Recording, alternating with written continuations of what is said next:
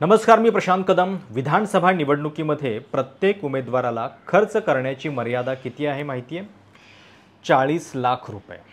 आता प्रत्यक्षात याच्या कितीतरी पटीने खर्च होत असतो। प्रत्येक मतदारसंघामध्ये किती कोटीच्या कोटी उधळले जात असतात, ही बाब काही नव्यानं सांगण्याची गरज नाही आहे। पण या काळामध्ये मोठ्या प्रमाणामध्ये कॅश इकडून तिकडे जात तर नाही आहे ना, यासाठी नाकाबंदी सुरू असते। आणि अशाच नाकाबंदीमध्ये काल पुण्यातल्या खेड शिवापूर टोलनाक्याजवळ तब्बल 5 कोटी रुपयांची कॅश सापडली। पोलीस ॲक्शनमध्ये दिसले, अगदी धडाक्यात कारवाई सुरू झाली, माध्यमांच्या मध्ये बातम्या झळकायला लागल्या। पण ज्यावेळी या सगळ्या कॅशचं कनेक्शन हे एका सत्ताधारी आमदाराच्या जवळ दिसायला लागलं, त्यावेळी मात्र अचानकपणे ही कारवाई थंड होताना दिसली। संध्याकाळी 6 वाजता ती गाडी सापडलेली होती, पण पहाटे 4 वाजेपर्यंत साधी या घटनेतली नावंसुद्धा सांगायला पोलीस तयार नव्हते। अचानकपणे काहीतरी एक मेसेज गेलेला आहे आणि त्या मेसेजच्या प्रमाणे सगळ्या गोष्टीवरती पांघरूण घालण्याची तर तयारी चालू नाही आहे ना, अशी शंका यावी इतक्या वेगानं ही कारवाई जी आहे ती पुन्हा थंड होताना दिसली। आणि आता सांगितलं जात आहे की हा सगळा पैसा जो आहे तो एका कॉन्ट्रॅक्टरचा होता आणि त्या कॉन्ट्रॅक्टरनं ही रोकड जी आहे ती इतक्या मोठ्या प्रमाणामध्ये चालवलेली होती। काय झाडी, काय डोंगर, काय हॉटेल, हे वाक्य या सरकारच्या स्थापनेवेळी खूप गाजलेलं होतं। आणि योगायोग बघा की निवडणुकीच्या वेळी पुन्हा त्याच गोष्टीशी संबंध येऊन 50 खोके एकदम ओके या विरोधकांच्या घोषणेची आठवण करून देणारी घटना काल घडलेली आहे। खेड शिवापूरजवळ एक इनोवा गाडीमध्ये तब्बल 5 कोटी रुपयांची कॅश पोलिसांना सापडते। त्याच्यामधल्या लोकांची नावं आहेत सागर पाटील, रफिक नदाफ, बाळासाहेब आजबे आणि शशिकांत कोळी। हे सगळे सांगोल्याचे रहिवासी आहेत, ज्या सांगोल्याचे आमदार शहाजी बापू पाटील आहेत आणि त्यांचंच ते विधान त्यावेळी गाजलेलं होतं। आता मात्र या सगळ्याबद्दल शहाजी बापू पाटलांनी सुद्धा खुलासा केलेला आहे। त्या पैशांशी आपला संबंध नाही असं ते म्हणतायत। हे पैसे कॉन्ट्रॅक्टरचे होते का असं पोलीस सांगतायत आणि निवडणूक अधिकाऱ्यांना सुद्धा आता याची पुढे जाऊन काही चौकशी करावीशी वाटत नाही आहे। साहजिक आहे, हे सगळं बघितल्यानंतर किशोर कदम, कवी किशोर कदम, ज्यांना आपण सौमित्र नावानं सुद्धा ओळखतो, त्यांनी त्यावेळी काय झाडी, काय डोंगर, काय हॉटेलवरती एक कविता केलेली होती, जी BBC मराठीनं व्हिडिओ रेकॉर्डसुद्धा करून ठेवलेली होती। त्या कवितेची आठवण झाल्याशिवाय राहत नाही। यातला शब्द ना शब्द नीट ऐकण्यासारखा आहे। त्या कवितेचा थोडासा भाग मी तुम्हाला आत्ता ऐकवतो। काय झाडी, काय डोंगर, काय हॉटेल, काय झाडी, काय डोंगर, काय हॉटेल, काय गावकरी, काय सरपंच, काय पाटील, काय समाज, काय उमेदवार, काय पक्ष, काय समाज, काय उमेदवार, काय पक्ष, काय आमदार, काय खासदार, काय लक्ष, काय नेता, काय जनता, काय विश्वास, काय खरं, काय खोटं, काय आभास। आता सगळ्यात गंमत काय माहिती आहे? सांगोल्याचे आमदार शहाजी बापू पाटील असं म्हणतायत की या पैशांशी आपला संबंध नाही आहे। पण ते ऐतिहासिक वाक्य काय झाडी, काय डोंगर, हे त्यांनी ज्या व्यक्तीला फोनवरती ऐकवलेलं होतं त्याच व्यक्तीचा बरोबर त्या गाडीमध्ये समावेश आहे। रफिक नदाफ हे त्या व्यक्तीचं नाव आहे आणि ते या गाडीमध्ये होते। सोबतच बाळासाहेब आजबे हे कॉन्ट्रॅक्टर असल्याचं सांगितलं जातं आहे। सागर पाटील हे शहाजी बापूंच्या परिवारातलेच नातेवाईक कोणीतरी असल्याचं सांगितलं जातं आहे आणि शशिकांत कोळी हे ड्रायव्हर आहेत। आता इंटरेस्टिंग गोष्ट ही आहे की इतक्या मोठ्या प्रमाणामध्ये कॅश सापडलेली आहे, ती निवडणुकीच्या दरम्यान सापडलेली आहे, पण फक्त कॉन्ट्रॅक्टरची आहे असं सांगितल्यानंतर सगळं आपण विसरून जायचं। पोलिसांनी किंवा निवडणूक आयोगाच्या अधिकाऱ्यांनी सुद्धा माना डोलवत आता त्याच्यातून पाय काढून घ्यायचा। कॉन्ट्रॅक्टरचे जरी पैसे असले तरी ते इतक्या मोठ्या रकमेनं जात होते, म्हणजे आपण नोटबंदी, काळा पैसा, भ्रष्टाचार या सगळ्या गोष्टी विसरलो का? नोटबंदीमुळे हा सगळा पैसा कमी होईल, रोकड व्यवहार कमी होतील असं कायम अभिमानानं पंतप्रधान मोदी सांगत आलेले होते। मग इतक्या मोठ्या रकमेनं जर ती कॅश सापडली असेल तर ती नेमकी कुठून आलेली आहे, कुठून काढलेली होती, कुठे जात होती, याचा कुठलाही तपशील विचारला गेलेला नाही आहे का? आणि त्याची समाधानकारक उत्तरं आत्तापर्यंत तरी माध्यमांना मिळालेली नाही आहेत. कदाचित ती नंतर शोधून आपल्याला पुढे एका स्क्रिप्टच्या स्वरूपात दिली जातीलही. पण कॉन्ट्रॅक्टरचे पैसे आहेत असं म्हणून या सगळ्या प्रकरणावरती पडदा घालण्याचा तर प्रयत्न होत नाही आहे ना.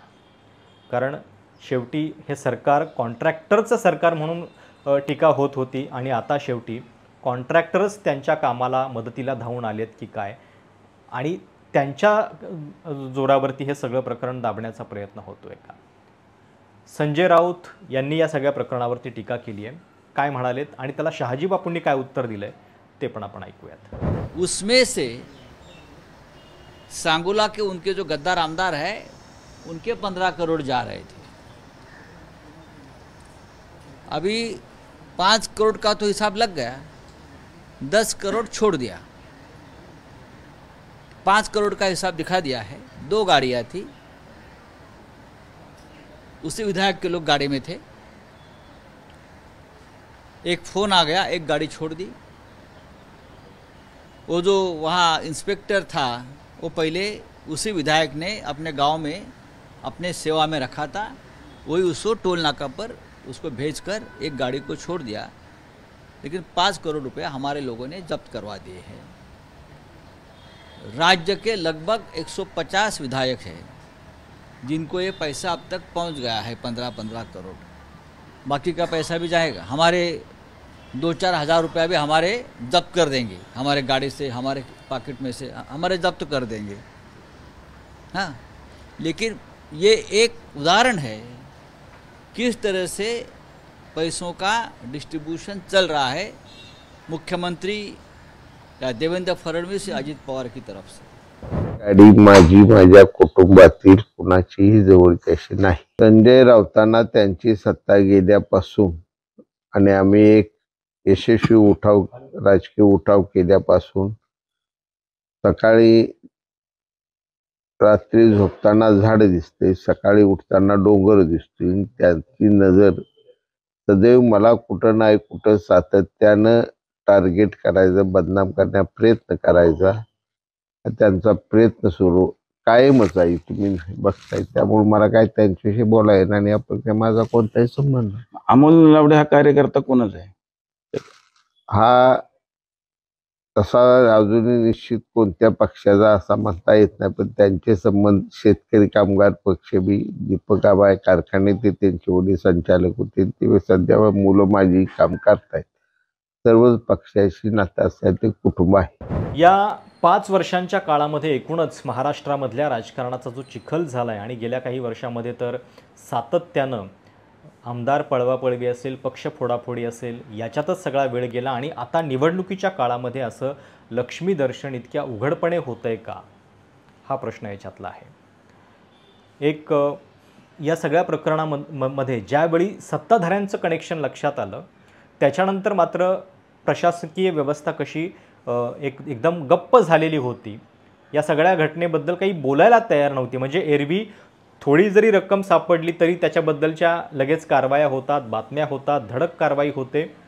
पण इथं मात्र जवळपास संध्याकाळी 6 वाजल्यापासून पहाटे 4 वाजेपर्यंत मात्र कुणीही बोलायला तयार नव्हतं. ABP माझाचे प्रतिनिधी मंदार गोंजारी जेव्हा त्या ठिकाणी रिपोर्टिंग करत होते तेव्हा त्यांनी तिथल्या अधिकाऱ्यांना काही प्रश्न विचारले, तेव्हा त्यांच्याकडे उत्तर होतं का बघा.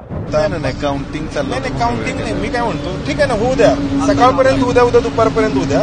विषय असा आहे की हे जे 4 लोक आहेत त्या चौघांची नावं काय आहेत हे पोलीस चौकशी करतात की त्यांची. नाही ना, काहीच सांगत नाही, काहीच सांगत नाही. त्यांनी DYSP म्हटले बोलतील, DYSPने तुमचं नाव सांगितलं आम्हाला. काय होतं सर, गेले 8:30-6:30 वाजल्यापासून आता रात्रीचे 3 वाजले. आम्ही त्याला काही म्हणू शकत नाही, ती उद्यापर्यंत पण चालेल. पण जी 4 लोक आहेत त्या किमान 4 लोकांची आम्हाला नावं तर माहित पाहिजे. पोलीस देतील की आता जे 4 त्यांची अजून चौकशी चालू आहे. नाव काय मी काय म्हणतो, साधी घटना असेल एखादी, कुणी कुणाला मारलं तरी त्याचं नाव कळतं, देतील आपल्याला. एक छोटेसे बाईट द्या. पण इन्कम टॅक्स कडून आहात सर, मग कोणाकडून? You are from election commission. So please tell me, exactly how much cash you are requiring? Witness it's told some amount of something like that, but it's under investigation, please. तर हे आता साहजिक आहे की इतक्या मोठ्या प्रमाणामध्ये जर कॅश सापडली तर पुन्हा एकदा 50 खोके एकदम ओकेचा नारा पुन्हा या सगळ्या दरम्यान चर्चेत येईल आणि म्हणून या सगळ्या प्रकरणामध्ये आता एक वेगळीच थिअरी जी आहे ती पुढे आणली जाते. पुणे ग्रामीण चे जे पोलीस अधीक्षक आहेत पंकज देशमुख यांनी या सगळ्या संदर्भात काय स्पष्टीकरण दिलं आहे ते पण ऐका. काल संध्याकाळी जवळपास 5:15च्या सुमारास खेड शिवापूर टोल नाक्यावर एक पांढऱ्या रंगाची इनोवा ही नाकाबंदीमध्ये चेक करण्यात आली. ती चेक केली असता असे निदर्शनास आले की त्याच्यामध्ये काही कॅश ही आहे. आम्ही तिथनं आमच्या चौकीला सदर गाडीला घेऊन गेलो आणि तिथेच जे आहे फ्लाइंग स्क्वॉड्स आणि इलेक्शन मशिनरीशी संबंधित इतर डिपार्टमेंटशी आम्ही संपर्क साधला. ते आल्यानंतर आम्ही व्हिडिओग्राफी करून त्या सगळ्या कॅशचा पंचनामा केला आणि हे होता ऑलमोस्ट रात्रीचे 3 वाजलेत. पंचनाम्याअंती असं निदर्शनास येतं आहे की जवळपास 5 कोटी रुपये कॅश ही जप्त करून ती इन्कम टॅक्स डिपार्टमेंटला पुढच्या इन्क्वायरी आणि इन्व्हेस्टिगेशनसाठी हँडओव्हर करण्यात आलेली आहे. म्हणजे एरवी 40 लाख रुपये ही प्रत्येक उमेदवाराला खर्चाची मर्यादा असते, पण इथे निवडणुकीच्या काळामध्ये आचारसंहितेच्या काळामध्ये इतक्या मोठ्या प्रमाणामध्ये कॅश चाललेली आहे. बरं, आता विरोधकांचा आरोप हा पण आहे की हा तर केवळ एक पोर्शन होता, याच्यापेक्षा जास्त पैसे जे आहेत ते वाटले जाणार होते. प्रत्येक मतदारसंघामध्ये 75 कोटी रुपये वाटण्याचा प्लॅन आहे असा आरोप देखील संजय राऊतांनी केलेला आहे. त्याच्यात किती तथ्य हे आपल्याला नंतर कळेल, पण अशाच पद्धतीनं जर निवडणुका होणार असतील तर तुमच्या मताला विकत घेतलं जातं आहे का याचा पण विचार करा. शहाजी बापू पाटलांचं म्हणणं आहे की हे सगळे लोक जरी सांगोल्याचे असले, माझ्या मतदारसंघातले असले तरी त्यांचे व्यवसाय आहेत आणि त्यांचा आणि माझ्या म्हणजे मध्ये काही पैशाचा वगैरे संबंध नाही आहे. त्यामुळं ऐन निवडणुकीच्या दरम्यान ज्या शहाजी बापूंमुळं काय झाडी, काय डोंगर, काय हॉटेल आणि नंतर 50 खोक्याची चर्चा सुरू झालेली होती, बरोबर निवडणुकीच्या दरम्यान एका घटनेनं पुन्हा या सगळ्याला उजाळा मिळावा हा काही साधा योगायोग नाही आहे. तुम्हाला या सगळ्याबद्दल नेमकं काय वाटतं आहे? खरोखर ही रक्कम जी आहे ती कॉन्ट्रॅक्टरची असेल का आणि याच्यापेक्षा कितीतरी पटींनी खरं तर व्यवहार होतात का? तुमचा अनुभव काय आहे? तुमच्या आजूबाजूला तुम्हाला काय दिसतं? कमेंट्समध्ये सांगायला विसरू नका. चॅनल सबस्क्राईब देखील करा. धन्यवाद.